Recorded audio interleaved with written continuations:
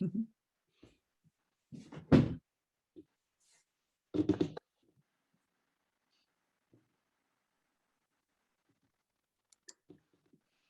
everyone. Thank you so much for coming. My name is Stacy, and I'm a senior bookseller and the events coordinator at Belmont Books. Belmont Books, for those of you who are not familiar with us, is an independent and locally owned bookstore in Belmont, Massachusetts. Before we begin, I'd like to let you know that we have a number of virtual events coming up, including Adele Nosdar discussing her book, The Tree Forager, with Rebecca Beck, and that's tomorrow, and a storytelling workshop on September 29th. You can register for these and our other events on our website, belmontbooks.com, which is also where you can purchase tonight's book in the aftermath. If you have any questions for the authors, please type them into the Q&A section and we will get to as many questions as we can.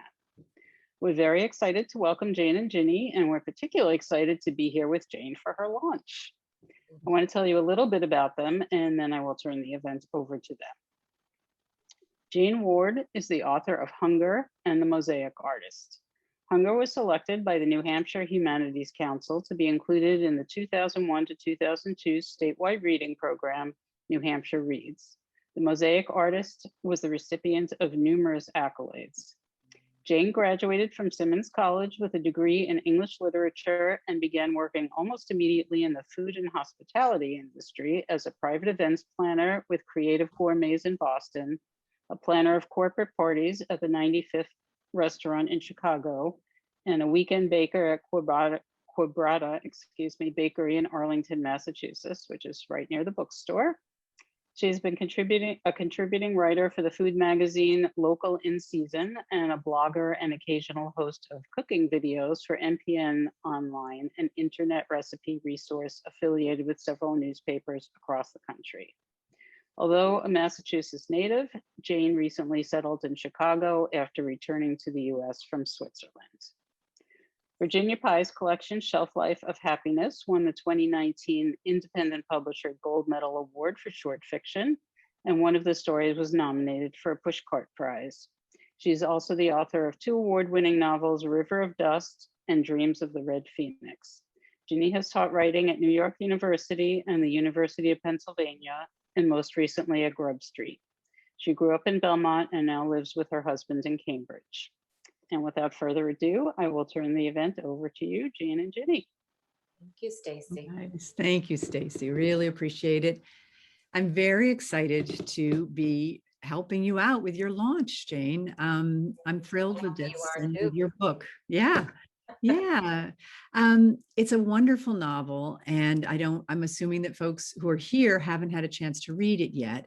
But so I'll just briefly, or maybe I shall ask you to briefly describe it. And then we can get started with some questions. Okay. I'm going to just give the setup, and I'll read maybe 2 minutes from the very beginning, just to kind of give everyone an idea of where it starts out.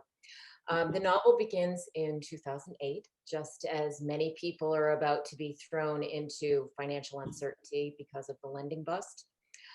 David Heron is late for work at the bakery that he co-owns with his wife, Jules. And Jules is a bit perturbed with him because they have very distinct responsibilities at the bakery. She bakes and he minds the financial side. And his tardiness is going to give her just one more thing to do in addition to her baking roster. So I'm just going to read a little bit at the beginning to let you know how that arrangement of theirs came to be. It's an important part of the story. Opening the shop with her husband, David, 10 years earlier had been a risky venture. David had left his lucrative but stressful job at a powerhouse accounting firm. She had given up her safe head baker position at another bakery, and they had sunk all their money and then some into renovating the rundown downtown property. But taking their shot at becoming business owners had paid off. Their small family had strengthened as their business venture took off, and as a bonus, the bakery had bound them to their community, had in short order become one of the most inviting anchor shops in the downtown landscape of storefronts, a familiar and popular sight on the main street with their sparkling plate glass windows and seasonal displays. The years showed on her body a little less kindly than they did on the bakery. One glance down over herself confirmed what she knew to be true. She looked good enough for her 40s, but not as vibrant as she used to. Her bath towel fluffed up hair was still good and thick, but was no longer glossy. Her gaze passed over her thighs that jiggled a little when she walked, a small swell of belly below her navel, a few silvery stretch marks, and arms that, despite the constant lifting of buckets of batter and mixer bowls heavy with bread dough, displayed that dreaded swing of flesh when she raised them. She could use some real exercise, but between work and Rennie's school and after-school activities, there wasn't much time left at the end of the day. At the beginning, she and David had imagined a more balanced life, with them taking turns baking in the wee hours and poring over the books together at tax time. But that hadn't quite panned out. After the excitement of the first year wore off, Jules had proven to be an impatient teacher with David and his inexperience with pastry, and she'd reclaimed the kitchen as her territory. He, in turn, had rolled his eyes when she couldn't grasp what he thought were the simplest of business terms, concepts like balance sheets and profit margins. Sometimes she wished David had caught on to the craft of baking, or that she had given him more time to catch on, and that he had given her time to master the bookkeeping and financials. They might have split both the full-time physical job and the managerial headaches between them, giving each other breaks from their individual stresses. But that door had closed years ago. Through some negotiating and tweaking of schedules, however, they had at least arrived at an agreement that worked to move the busy days forward. Jules opened the bakery, and David brought Rennie to school. He got the extra sleep he needed in the morning, and she went to bed early. She stayed in the back of the house, crafting the pastries and bread she loved to make, and David concentrated on keeping the business finances on track. So Okay. that's where we are when we open up. Things start to feel really wrong about this day for Jules as she starts her course of work. And what she feels like should be ordinary doesn't feel so ordinary. She's got this unsettled feeling, and it soon comes out to be a justified feeling when she gets a call that her husband's shoes, jacket, and an heirloom watch have been found by the shoreline of a nearby beach. Right, right. And so it's set up as a tragedy that this family is facing. And he leaves behind his wife, who we've just heard described, Jules, and their daughter, Rennie. And I think it's fascinating the way you decided to tell the story of a personal tragedy, of a suicide, not from the perspective of the person who's enduring that pain that leads them to that, but actually, and not actually what leads up to it in that person's life particularly, but actually the people he leaves behind. And, you know, the title really tells us that in the aftermath. And it's such a fascinating and intelligent decision to decide to focus on the ripple effects of you know, of a decision like that, of a suicide, and how it affects the people around him, and, you know, the immediate family. But then I think it's fascinating how you also look at more tangential characters too, but we'll get to that in a minute. But I'm just curious how you decided to go after a story from that particular angle. That's a good question. I start a story usually with a question in my mind that I want to answer for myself. I think a lot of us, many people these days know of somebody, if it's not an immediate relative, they know of somebody who's taken their own life. And it's one of these big questions for me out of this is what happens to the people? How do they go on when they've experienced something like this? And that was one of the big questions I wanted to answer. And I just sort of started writing to explain it to myself. And I hoped as I was writing it that it would, give people some insight into what happens to a family, how they cope with all of the feelings of anger and sadness and guilt. A lot of these people are just really riddled with guilt over this, and a lot of anger as well. So, and you really have to look at these. I found it really fascinating to start looking at the emotions, and I just kind of went from there. Yeah, I love that. I love how each character's arc is shown through their actions and through all the things that they do in the weeks and months and even years that follow, and their emotional arc, and how each one of them ends up feeling at some point terrible guilt, self-blame for his death, anger at other people for it, and actually even anger at him. And they each sort of have their moments where they're, having to work through that. And it made me wonder if you had done research into sort of what people around suicide experience. Is this sort of common, those three sort of emotional arcs that? I think Yeah. so. I did research in a loose sort of sense. I did do a lot, and mostly reading of articles, psychological articles, to get a handle on what the stages of the grief process would be for people who suffer, who have someone who's died, but not only that, but taken their own life. So it's a little bit different than the grief process for just experiencing a death in your family, but not that much different. And I think there's a lot to work through. And it was really important to me as I was writing to show as much as I could within the parameters of a novel what it's like to make that journey, because it isn't easy. It's long, and you might feel okay one day and then not okay the next day. You might feel angry, you might feel guilty, and it's always changing. And I really just wanted to capture that. Right, right. And you really do. Each character shows, through their actions and their thoughts and their feelings, all these different ramifications and ways that their lives are changed completely. It's so smartly done. It's just beautiful. Jules has to soldier on without him, keep working at the bakery. She no longer owns it at a certain point. And Rennie, the daughter, ends up feeling what children, I gather, often feel in these circumstances, which is they feel guilt, they feel self-blame because they don't understand all the things a parent might have been going through, or the other person might have been going through. And then like David's best friend, who was on his way to meet David on the morning of the suicide, but was running late for typical reasons for him, feels incredible guilt. And then he has to overcome that. But then I also think it's fascinating how you zero in on these other characters that are more tangentially involved. Mm-hmm. The detective who was in charge of the case after David's death. It turns out that she feels that she really bungled it. She treated the family very badly, and she feels a lot of guilt, and she wants to make up for it. And then finally, I guess you could say the most tangential point of view character is a young banker who was involved or was part of the bank team that denied David his financial security or loan at the end, that kind of was the last thing to push him over the edge.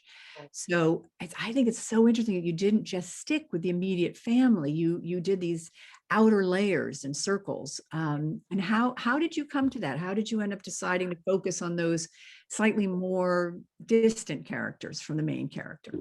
Well, it's all a part of the process of knowing who these characters are is planning or thinking about how the story can move forward. But another part of it is just, and you'll know this from writing novels yourself, sometimes something happens, you get an idea of a character and you're not really quite sure why they're in your head, but they're part of the story. And that's what happened with Denise Healy, the police detective. I didn't have her in the beginning of the story at all until probably, a couple of years into writing it. And I had this sort of aha moment, like I needed someone in there who was able to take a step back and follow, because there's a little bit of a mystery in here, or a little bit of a suspense that someone has to figure out. And I needed someone who could do that. And the people who were directly involved were so caught up in their grief. She was too, for different reasons, but she also was able to take it on as a mission because it was her job to look at facts and figure out what needed to be figured out. And I don't want to give too much Right. of the Right. story. And I won't give it away either. It turns out that it makes it a bit of a mystery. And that's very interesting for the reader too. Very exciting. Yeah, It's not just a psychological mystery, but there's some other things that need to be yeah. figured out. Yeah.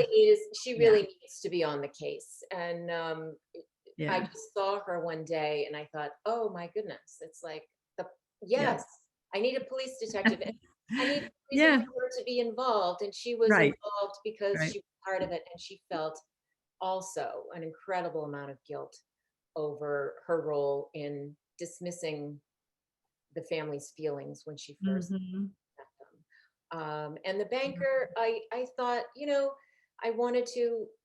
There was so much demonizing of the banking industry, and rightly so, to a certain extent. But I also wanted to show the human aspect of it. It was a very important thing for me to humanize things and not make somebody just a black and white evil bad banker character, but to really humanize him too. And I thought I that was a big mission of mine, was to make all of these people just seem really human Mhm. in all of their foibles and their good points. So I hope I did that, and he's in there to kind of show people that there were real people behind those jobs too, and Yeah. Yeah. people I who think are it helps that he's a young man, and he's, idealistic about banking or about his career, or who's hopeful, or and then this really opened his eyes and caused him. I don't want to give too much away, but he made some big changes in his life, and I think that's the point: is that the action of David with his suicide causes these major changes in all these other characters' lives. really did. Wonderful. Yeah. Huh. Very, very profound. And by the end of the story, the characters have each reached a different place in their emotional arcs. Most are closer to self-forgiveness. And I sort of was wondering, like, what do you think helped most of them? Like, what do you think? I guess they each had their own particular story, but was there anything that you were particularly trying to show here about how people deal with tragedy, personal tragedy? Um, yes, I think so. I think I was attempting to do that. It's hard for me to sort of step back and say that I had an intent to do one thing or another, but that was part of it. But their journeys were just really a way for me to show that it's not easy to come out of these things, but there was so much pattern of dysfunction, I guess, leading up to this. From the part that I read earlier, the two Yeah. main characters, David and Jules, were just not communicating well. They thought they were running well. They thought everything worked, but they weren't really communicating. And I think the lack of communication goes through the book until there's a point where they have to reckon with that, and and that seems to be the turning point for them when they start to be able to be more open. It seems to be that kind of opens the floodgates, if you will, to all of the emotions coming out and being properly discussed. People are able to talk about them a little bit more, and it seems to me that was the crux of their relationship, was this not a lack of communication. And I wanted to show how that sort of needed to shift in order for them to get on the journey to healing.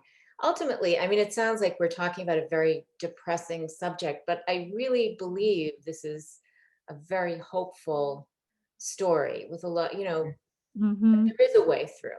There is a way.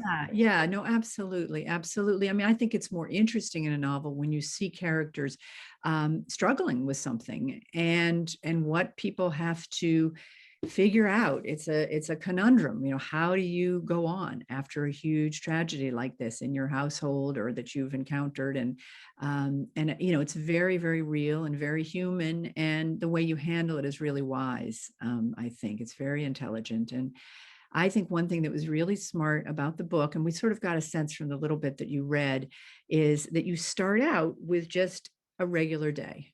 just an ordinary day, little irritations, little running late, little bothers in each of the main characters' lives.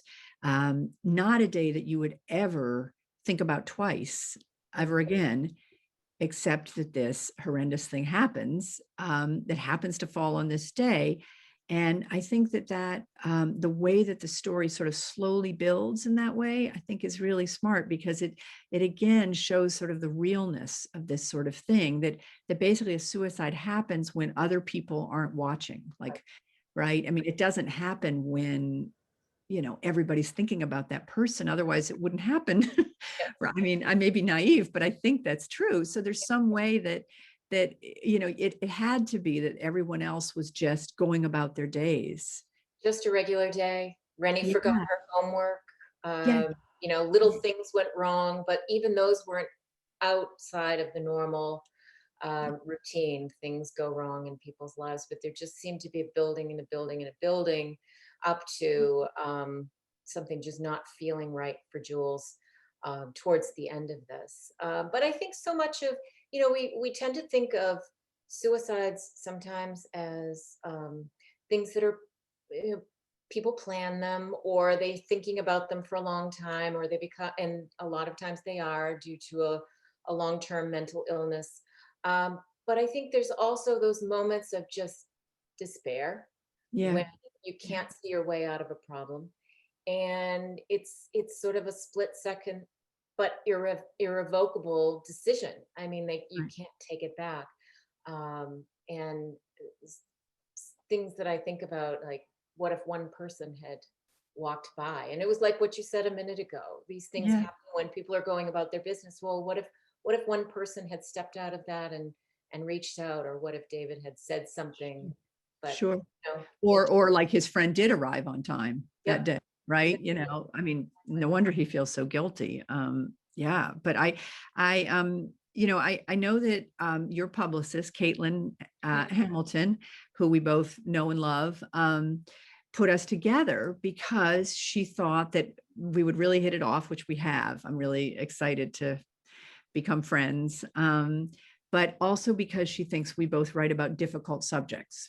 I think we both write entertaining books, but ones that maybe have some substance in that way of trying to tackle something that's difficult.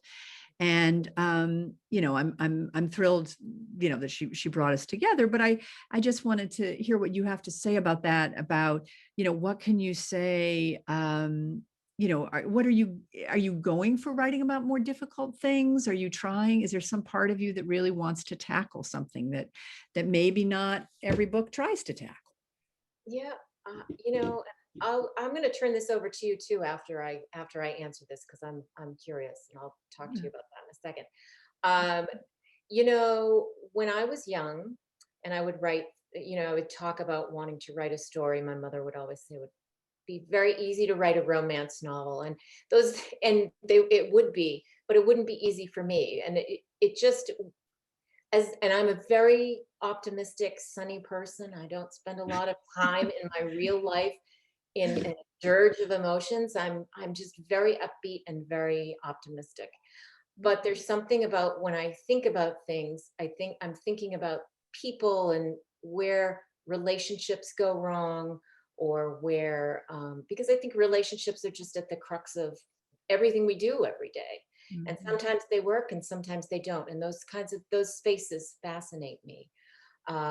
So my mother probably was right. It would have been a lot easier if I had wanted to write romance novels, but probably more lucrative too, but and probably and just didn't happen. But you are writing about Dreams of the Red Phoenix. I read, and I was so excited. I told you I was so excited. I found River of Dust in my library. So that is, you should that's very terrific. You've got a great library, I must say.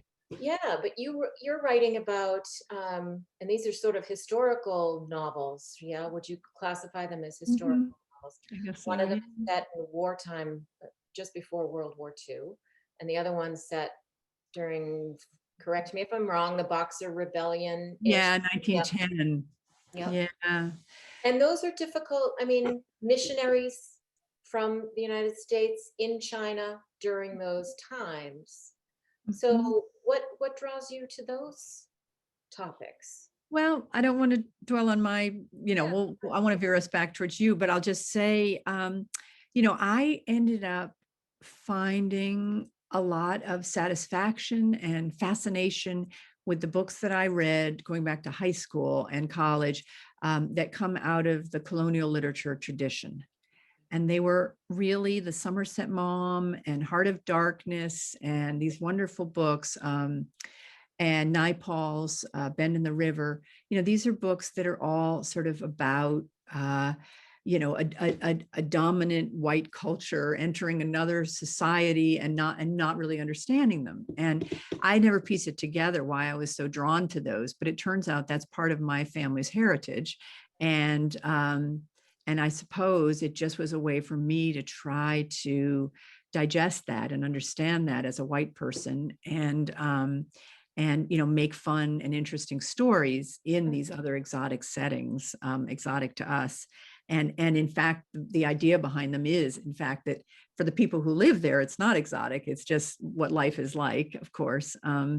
But I had a lot of fun writing those books. I'm not setting any more books in China going forward. And I wrote a collection of short stories that are all contemporary American, about people of all different ages and backgrounds and stuff. But I think what we're talking about here is writing not so much about difficult subjects, but substantive ones, Yeah. ones that have some meat to them.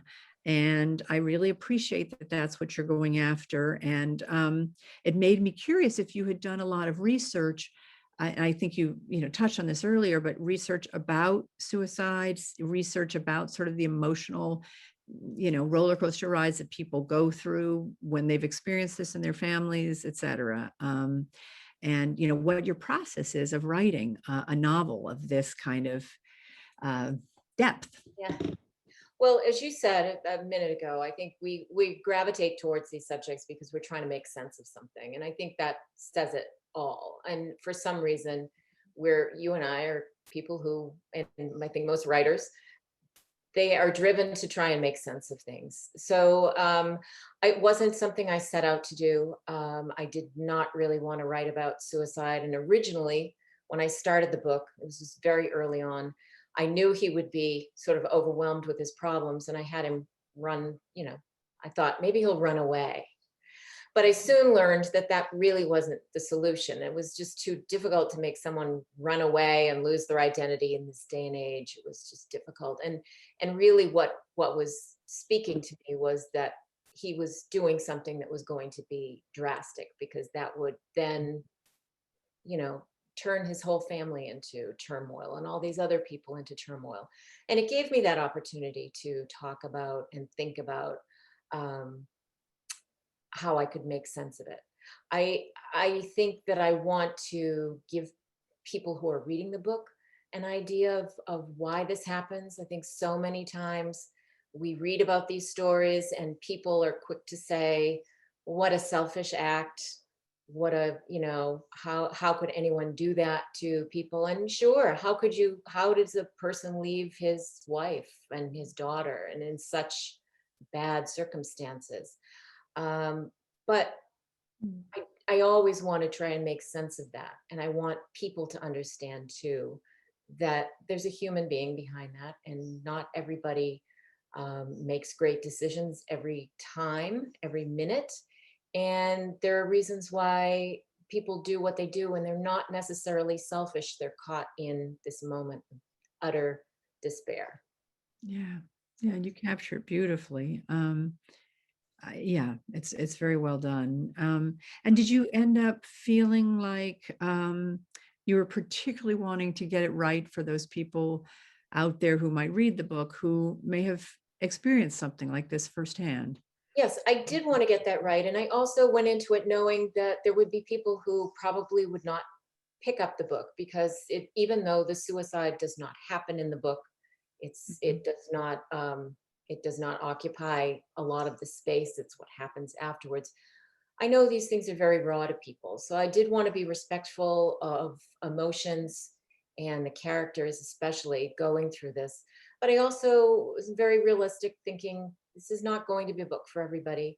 I hope that people, when they do pick it up, will feel that I've done okay, and I've done the right thing, and I've treated these people well, and I've treated the subject well.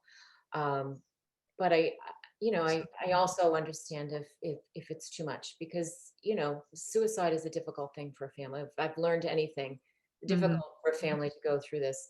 It was difficult to write about it. It was days when I just was like so thankful that I thought of Denise Healy, the character, because she was a little, even though she's got her own problems, she was a little bit of the relief to the book, because she's so grounded in what she does, and so no nonsense, that I was like, okay, well, today I can write about Denise. I don't have to write about all these, angry emotions. I can write about her. And it was quite honestly a good break.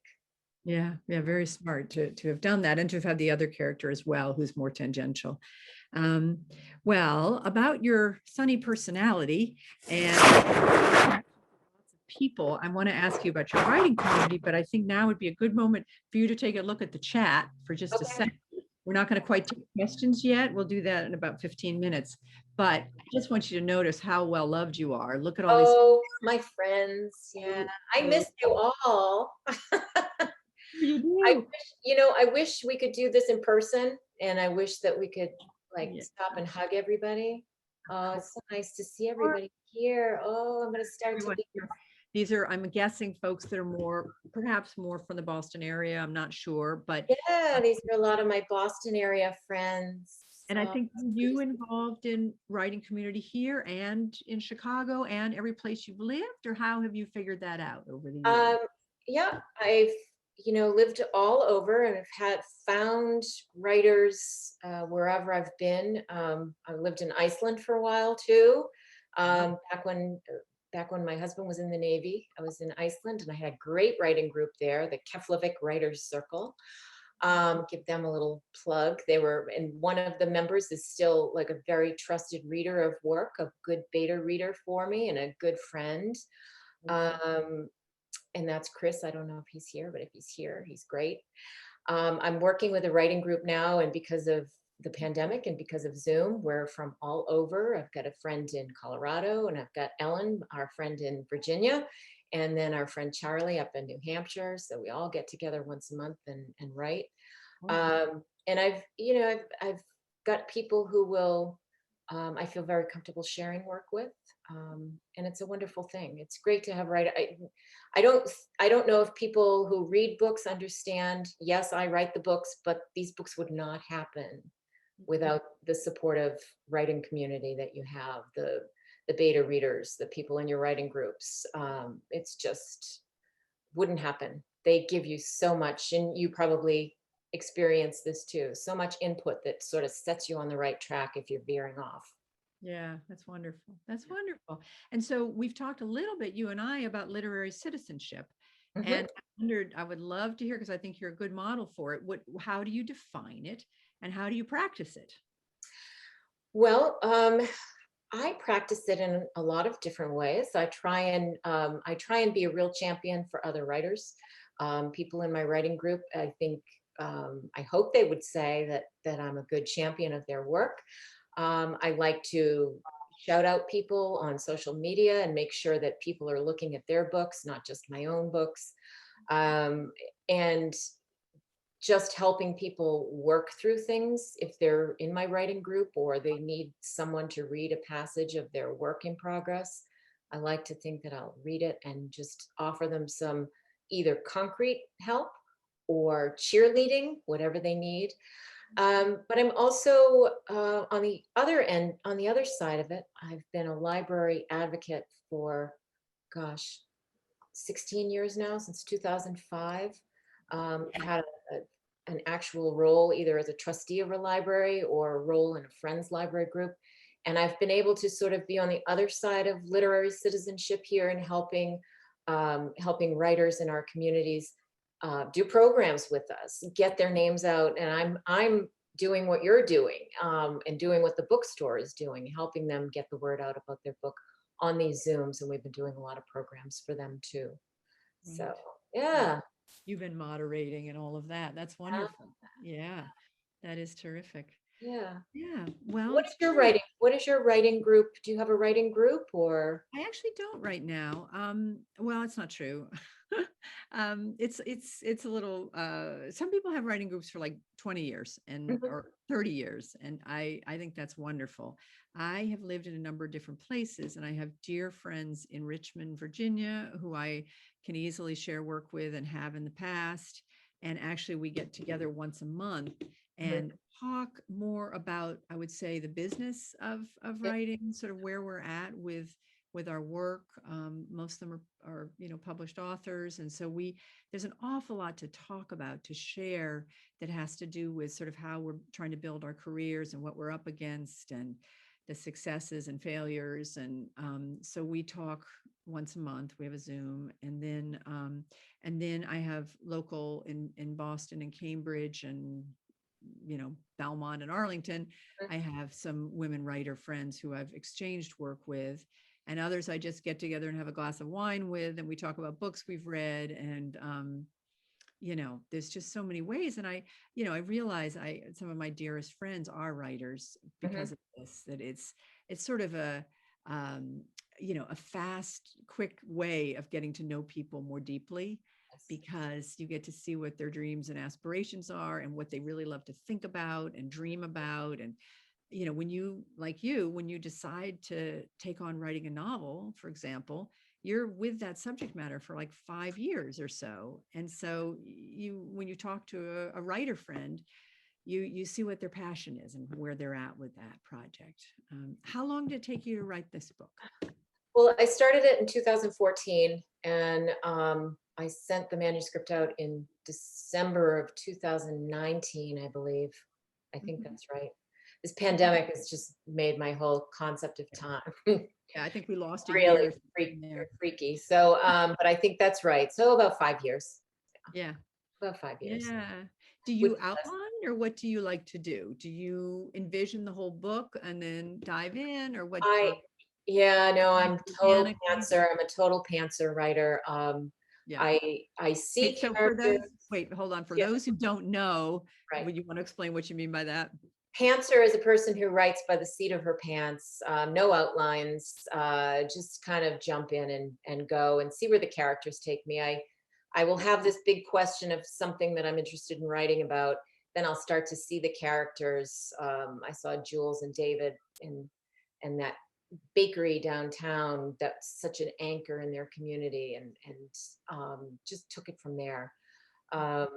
And I never really know. I have an idea of where I'd like it to go, but I never really know. And as I said, with this one, I was writing and writing and writing, and then all of a sudden, 2 or 3 years into it, I have this whole new character, and I had to go back and write it in. If I had plotted out, maybe my life would be a lot easier. I just Well, you don't know. On the other hand, it might not have had, the smarts behind it, and the depth that it has. And because sometimes if you outline, you're limiting your story in a certain way. You're cutting off other things that might organically come out. So each person just has their own Everyone has their own way. Yeah. Yeah. So I know that Stacy's going to join us in a minute, but I think since you've got all these lovely friends, that you should probably take a look again. And, these aren't questions. We'll get to the questions in a second, but I just think it's lovely that you have former students, you have dear old friends, it looks like. This is Some of my take it all in. college friends, some of my writer friends. Yeah. I mean, if we were all in a room, you would be chatting with all these folks. And so I don't want you to know. miss that opportunity, because when this Hugging ends, them. unfortunately, this Can you all goes imagine? away. Yeah. Yeah. That's really great. And we really appreciate so many of you actually buying the book. I do. Elmont Books has said that that's really helpful to them. It means a lot to an independent bookstore to put on an event like this, and then to have us support them through buying your book. So And I know, working on the end that I've been working with the library, we've worked with some bookstores here too. And it's been very difficult for your independent bookstores to sell books even though they're having a lot of programs with Zoom, it's difficult sometimes to attach the book sale to the event. Whereas if I were in the store, I could be sitting at a table and signing, and that would be much different. So I'm going to second that. I really appreciate everyone who's bought Yep, their book yep. through Belmont Books, and that's And terrific. actually, I see a note here from Stacy that says, Yep. I will send you the chat file tomorrow, Jane, so that you Okay, don't miss great. anything. So folks, she Thank- will have a chance to get back to you. I I'll didn't realize. thank every one of you personally. That makes me happy because boy, you've got some fans, which is lovely. This is really great. Nice. I have a lot of great friends, I have to say. Yeah, Best well deserved, no doubt. Yeah. So are you working on anything you want to tell us about now? Or have you ever written short stories, or you work on anything in between novels? How is that? I'm sure that the people that I know who were in my writing group who heard you ask about short stories are probably laughing now. I can't write a short story to save my life. I mean, I probably could, but then I get them to a certain point and they're just not they're not good.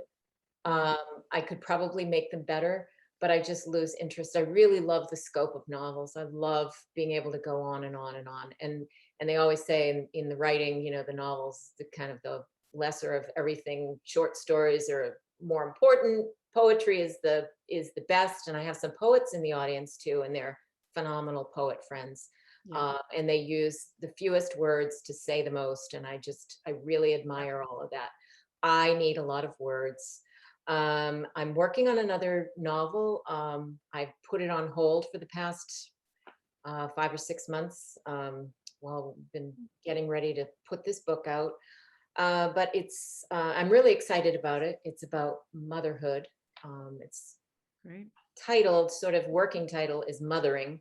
My titles change all the time, so I don't know if it'll always be that, but it's about motherhood, but also what it means to be a mother, but how women allow themselves or don't allow themselves to be on the receiving end of that mothering as well. So I'm excited about that. Haven't given anything to my writing group in a long time. So Well, hopefully once I get back to it, you guys. Yeah. Well, I hope you have lots of good events coming up and other things. So I know it's hard during the pandemic. Yeah. That's great. That's good. So I think Stacy's going to come in and see if she has some questions for you from the audience. Yeah, we've got some good questions. Good. Anne Marie says she loves the use of birds as metaphors in your novel. And can you tell us why you found the bird so symbolic, and even using the name heron? Yes, so I'm glad you picked up on that, because I wrote the bulk of the book between 2015 and 2018, and we were living in Switzerland, and we were living right on Lake Geneva. So I would take my dogs out for walks, and I began to know all the waterfowl of the Swiss lakes very, very quickly. And the dogs like to watch birds, and I liked to watch them. So we would start watching them on our walks and pay attention to, there were herons there on the lake, and they would fly from one end of our town to the other end of the town. Sometimes we'd see them on the southern end, sometimes on the northern end. But it began to sort of be a recurring theme in my day, were these birds. And then one day we were walking in town, and this is going to sound like a weird story, but there's a pharmacy up in the top of the town. So we'd walk on the lake, we'd walk up the hill, walk around the town in the dark in the morning. And there was this pharmacy that was called Benu, B-E-N-U. And it had this stylized bird on the cover that was on the sign that was kind of like what I thought was sort of like a phoenix. So I went back and I looked it up after our walk, and I thought it was just a weird name for the pharmacy, but it turned out the Bennu was the name of the bird, and it is the Egyptian version of the phoenix story, the creation story of the bird that bursts into flame and then comes back to life later in its original form, but over and over and over again. And the more I thought about that, I thought, well, that's really what life is. It's just, you know, things explode, they happen, and then we get up and we go over, we do it all over again, and we try and make things better, or we try and go on. So it kind of became, between seeing the birds every day and thinking about that creation myth, that Egyptian creation myth, that I started thinking, maybe birds need to be a big part of this book. And then they ended up being a very big part of the book. Mhm. Yeah.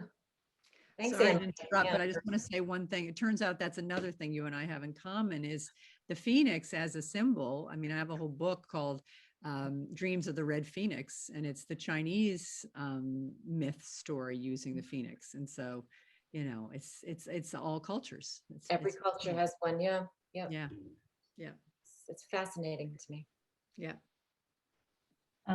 So I know you talked about this one some already, but I thought you might have some more to say about it. Sue says she has not started the book yet, but she's interested in how you're able to capture the thoughts and emotions so well of those left behind. Well, thank you for saying that I captured them well. That's always the hope, is that you'll do that. I just hope that when I'm writing, and I'm not just putting words on the paper, but I'm actually sort of immersing myself in the characters and trying to imagine what they'd feel. And on a really good writing day, and Ginny will probably second this, on a really good writing day, you can actually be in those characters' minds and hearts and feel what they're going through. And with luck, be able to capture that. So I just try and put myself in their place and be them for a while. So it can be, 5 years of being other people, which is sometimes good and sometimes not so good. Kristen asks if you're still writing longhand and if that's just a visceral pleasure or do you feel it contributes to the development of ideas? It's a lot of things. It's that it does help me, I think, remember things. If I'm writing it down, I write my first draft longhand. For everybody who doesn't know, Kristen knows me well, so she knows that I do this. But I write the first draft all in longhand, and then I usually type as I go along, or after I have certain chunks of pages to transcribe. It helps me to sort of remember what's going on in the story. It's very satisfying. If I'm not liking something, I can just physically cross it out and move forward from that. But also, I really am the world's worst typist, and I'll do anything to avoid typing for as long as possible. I type with, 2 fingers. No, I can type with like 4 fingers, but it's the thing that I dread most in life is typing. That's great. I just hate it. So if all books could be longhand, that would be great. Right. It means that you are a perfect candidate to be an executive instead of a Right. Right. Yeah, I certainly thought so, but hasn't worked out that way. Yeah. Rob said, since you write by the seat of your pants, how do you know when to end the story? Do you vary an ending and see which works best? That's a really good question. There just comes a point where there's 2 things that go on. It comes a point where you're so tired of writing the story that you just think of something and end it. And then you put it away for a while. And then you go back and look at it and you say, that's not really, this isn't finished yet. So it's a process of revising, first of all. But then I think when you actually have gotten to the point where you've revised and you sort of have an idea of where it's going, when you reach that last page, what feels right. There was a little bit of both of those things going on with this book. I did sort of want to give up and say it was done before it was done. But when I finally did write the last scene that takes place in 2011, the book goes from 2008 to 2011, sort of like the country went from 2008 to 2011 in movement, from a crisis to sort of seeing our way out of it. When I finally wrote that final moment in 2011, I was like, okay, this feels right. And when it's done, it actually feels done. It doesn't feel like, oh, I'm done. I'm going to put it in the drawer and then I'll look at it again later. It feels like, okay, this is it. That's great. Great feeling. It is a good feeling. You know it. Nan would like to know whether you enjoy drafting or revising more. Revising. I love it. I'll write anything just in order to, have something on the page. That first draft is difficult for me, and I love revising because that's when everything sort of comes together and you sort of see the big picture of everything. Love it. Anne Marie would like to know, how did you come up with the name Daniel Folkhopper? Yeah. And did you always know what his fate would be? I didn't know what his fate would be. It was one of those things where I just followed him along, and he went where he went. I knew that he was going to move around the country. I sort of wanted to have a name that he could, give up part of his name because he wanted to give up part of his life. And I don't want to spoil too much, but yeah, I sort of picked names that would be, one would be easy to give up and one would be memorable, if that makes sense. I know Anne Marie is in the middle of reading it or maybe has read it, but one of them had to be memorable so that he could be found at some point. Right. But that's basically it. It was a little bit of a contrived thing. I had to do it. Yeah. It didn't feel contrived. Didn't feel contrived, but it was No. sort of something that it was intentional for me. I just had to make his Yeah. name be a little stand out and be a little out of the ordinary. Right. Right. Charlie would like to know, are there any threads, subplots, or characters that you cut from this book that you might go back to at some point and develop into a new project?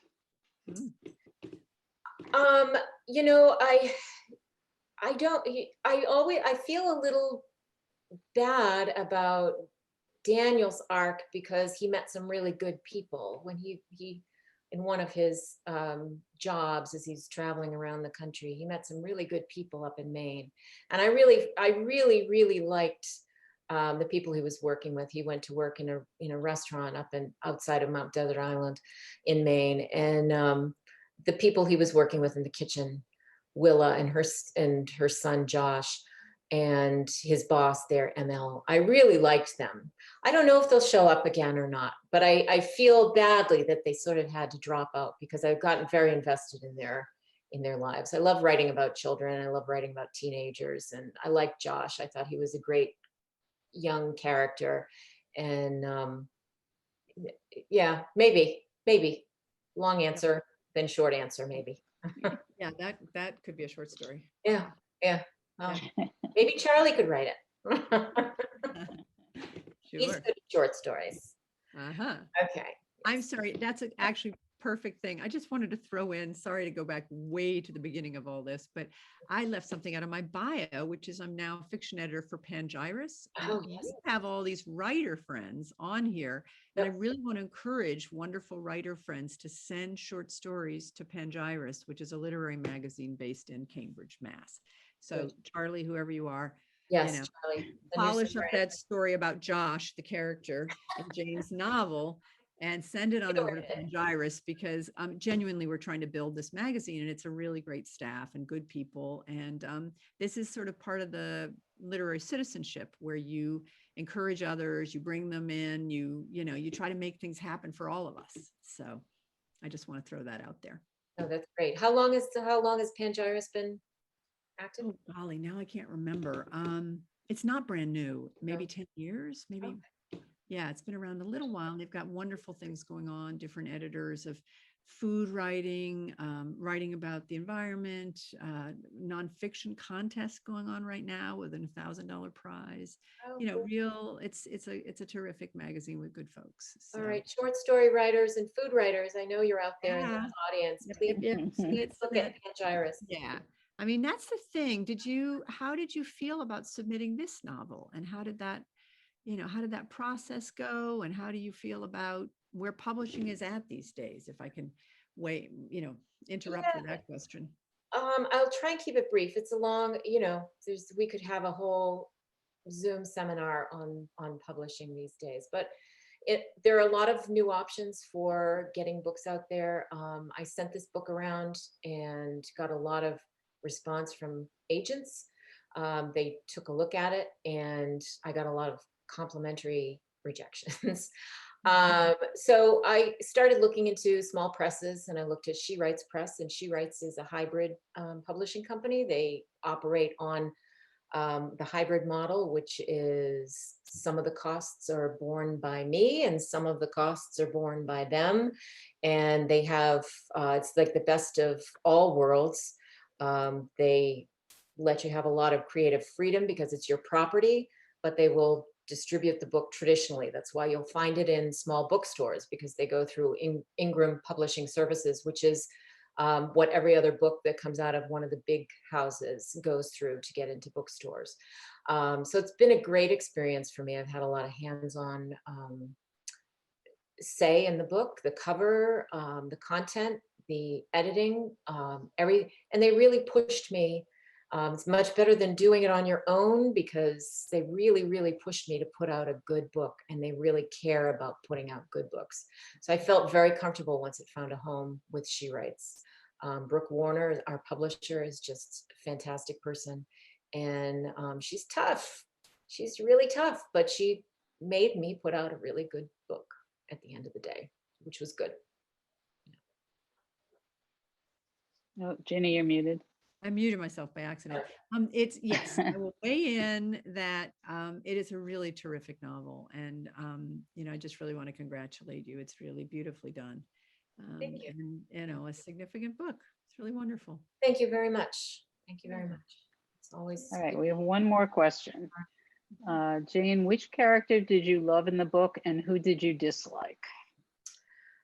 Oh gosh, well, it's easy to dislike the David's parents, I suppose, because they were so unlikable, but I even felt sorry for them in the end. There wasn't anybody I really didn't like in this book. I have to say, I liked Jules a lot. A lot of what went into her day were things that I did, the baking routines and things like that. And I admired a lot of her grit and her tenacity. I really, as I said earlier, I was just so grateful when I had the idea for Denise, the police detective, because she just gave me a good relief from some of the weightier things of this book. And I will forever be grateful for whatever made her pop into my head. And I really enjoyed writing her. I sat down and wrote most of her section in 2 days. And that never happens. That never happens for me. So I was really happy to have her joining the crew. She's one of my favorites. That's great. Well, Yeah, Jane, thank you so much for spending your launch night with us, and we wish you the best of luck with the book, of course. It sounds great. And Ginny, thank you so much as always. Ginny's a good friend to the store, and we always love having her. And really appreciate we really appreciate everyone coming, and great comments and questions, everyone. It was a really fun event. I want to thank the audience. Thank you, everybody. And thank you for the book buyers. And I couldn't think of a better place to spend my book launch night. So thank you very much for having me. I appreciate it. Our pleasure. Have a great night, everyone. Take care. Thank you. Bye, everyone. Bye.